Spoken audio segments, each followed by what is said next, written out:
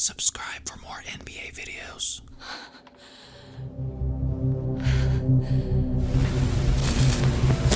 Let's cut to the chase. Today we're gonna be taking a look at some pretty shocking footage that will most likely surprise you. Just some stuff that you wouldn't really expect to come out of these people's mouths, along with some videos that you might not have known even existed. So you probably should grab some snacks for this one. Enjoy the video. When it comes to clips like these, and if I had to pick one over the other, right now I'm picking LeBron James over a Michael Jordan. You think more talented than the Warriors? No, Warriors are more talented across the board, but Cavaliers have LeBron James. Right. He's the best there is. Yeah. Do you think he's better than Jordan? Oh yeah. Really? it's not really anything astonishing at all. Of course these two guys are gonna say that because they absolutely hated Michael Jordan's guts. But what was surprising was to hear a similar thing come out of his partner's mouth. Michael Jordan is probably the greatest scorer to ever play in the game, but I may go as far as to say LeBron James may be the greatest player to ever play the game. What? That's what he said. I know, that's what he said. Who wants to go first on this? That is blasphemous. That was a little unexpected to hear Scotty say that, and I wouldn't be surprised if MJ immediately got a hold of Pippen and forced him to backtrack his comments. Hey, don't touch me, bitch! But hold on, perhaps what Skip Bayless said was even more jaw-dropping. At this point, we've all come to kinda expect Skip to side with Jordan any chance he gets. Can he, right now, at 52 years old, Right here, right now. beat LeBron one-on-one? I mean, and beyond, come on.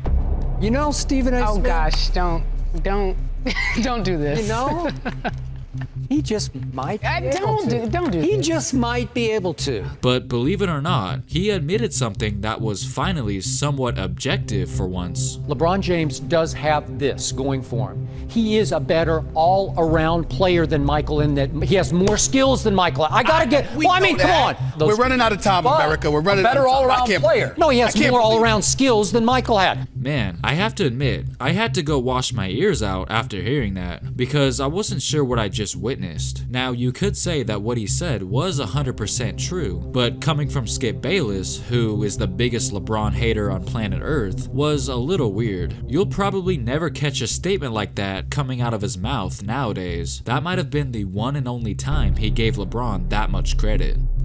Now, who knows if Gary Payton has the same amount of disdain for Jordan that Isaiah and Lambeer has, but right here, it definitely seemed like it. Or maybe he was just sick and tired of the same old answer that 99% of other players say, so he just wanted to give an original hot take. You said that John Stockton was more difficult to defend than Michael Jordan. Blasphemy to me. He was just great. He wasn't tougher than Jordan. Yes, he was. You just didn't. Yes, he was. Gary, you guys didn't Gary. play against him. I did. Gary, be honest. I'm upset. I played against that man. Gary. As you just heard, Gary Payton unapologetically said that John Stockton is a tougher guy to guard than Michael. You could tell that the rest of the crew had a difficult time accepting what he was saying. It was as if it was going against everything they believed in. Now sure, I was a little taken back at first as well, but when it comes down to it, he was the one who had the luxury of guarding these two legends. So what he says goes. The truth is, Jordan finds the NBA's Defensive Player of the Year annoying. He views the sometimes brash youngster as impudent, and he would love to have a big game at his expense. I'm sure the majority of us tend to find Charles Barkley pretty hilarious, but sometimes, in some people's mind, he tends to cross the line. Come on. Why you never buy a woman a watch? Why, say it again, Why you never buy a woman a watch? Because there's a clock on the stove. One of his more funnier ongoing jokes has to do with the women in San Antonio. Oh my goodness. Do that right entertainment in Houston. I bet you couldn't do that to them big ass women in San Antonio. Oh. We're not even in San Antonio. These them old big old women sucked all the air out of the arena and had it hot in there. Time for Never Stop, Never Settle, presented by Hennessy. More big old women down in San Antonio. There you go. I think for the most part, we all know he's just joking around, but it looks like his humor has ruffled a few feathers. This guy seemed to take it to heart. Hey, Charles.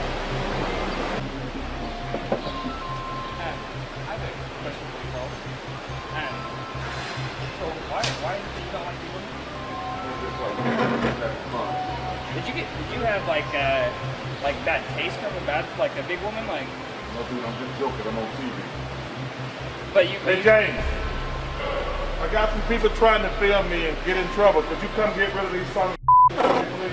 I mean, I'm not trying to get in trouble. You're not gonna get in trouble. You're gonna get look. You're gonna get out of my face. James, get this mother for me, please. Can I buy the drink? No, you can't buy me a drink. Now, obviously, he's not a woman, so why is he getting so worked up about it? Well, if I had to guess, maybe he was watching Inside the NBA on TNT with perhaps his wife or even mother, and possibly one of them took it personal. I mean, what other explanation is there?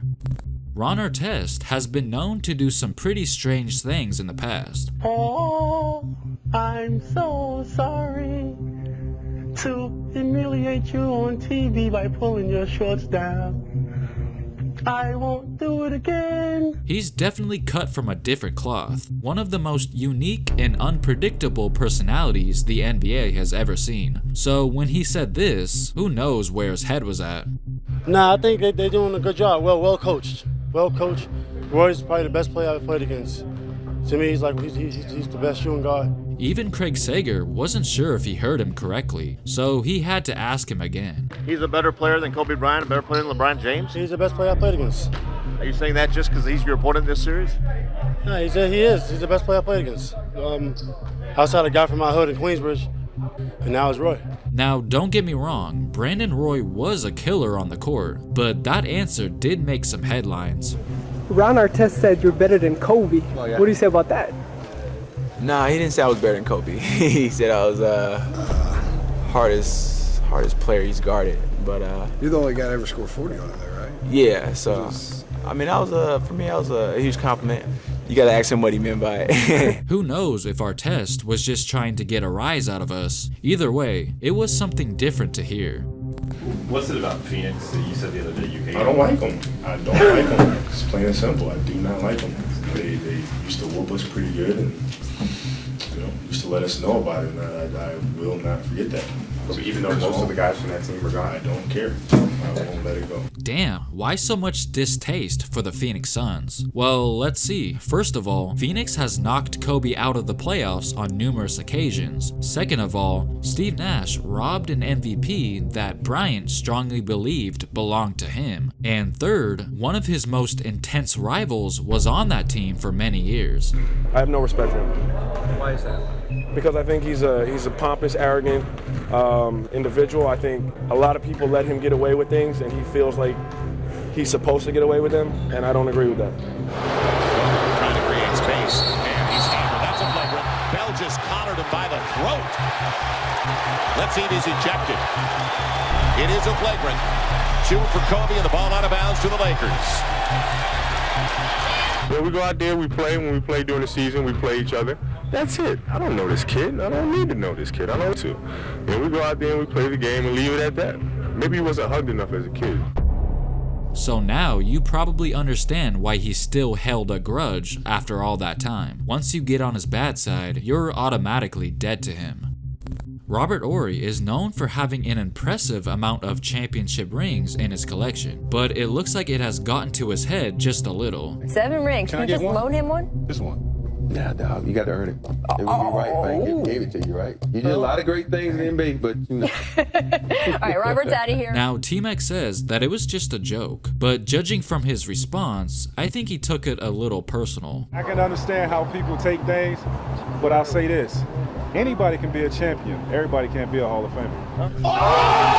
Don't get me wrong, Horry was a great role player, but it seems like he has a false sense of importance just because he has 7 rings. And McGrady's right, getting in the Hall of Fame is much more rewarding than winning championships where you just happen to come along for the ride. Horry even said that he will be remembered way more than some of the guys that are already in the Hall of Fame, but I don't know if I agree with him putting it like that. We all remember that famous shot that Kyrie hit back in 2016 on Christmas Day. Well, it looks like the Cavs fans were not the only ones who were thrilled about the result of that game.